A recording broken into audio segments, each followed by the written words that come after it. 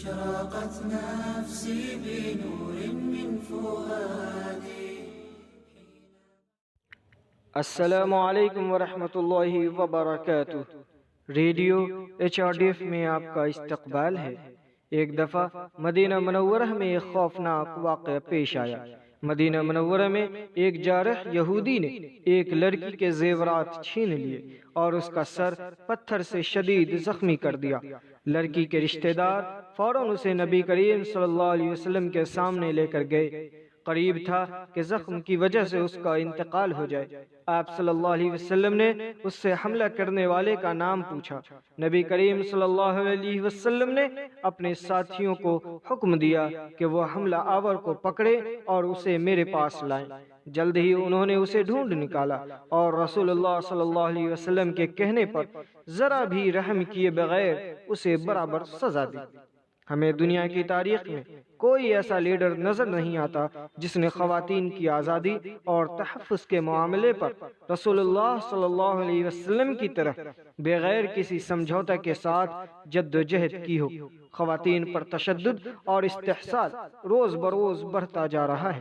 اگرچہ خواتین کے حقوق اور تحفظ کے لیے بہت سے قوانین اور ادارے موجود ہیں، لیکن جرائم کی کوئی انتہا نہیں ہے۔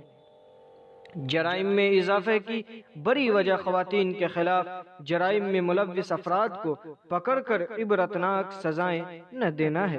رسول اللہ صلی اللہ علیہ وسلم نے اپنی حیات میں عورتوں پر ظلم کرنے والوں کو بروقت پکڑنے اور ان کو سزا دینے کا جو عظیم نمونہ پیش کیا وہ ہمیشہ یادگار رہے گا۔ میں آپ کو ایک اور واقعہ سناتا ہوں۔ واقعہ یہ ہوا کہ ایک برقع پوش مسلم عورت بنو قینقاع بازار میں آئی تو یہودی دکانداروں نے شرارت کی اور اس عورت کو ننگا کر دیا۔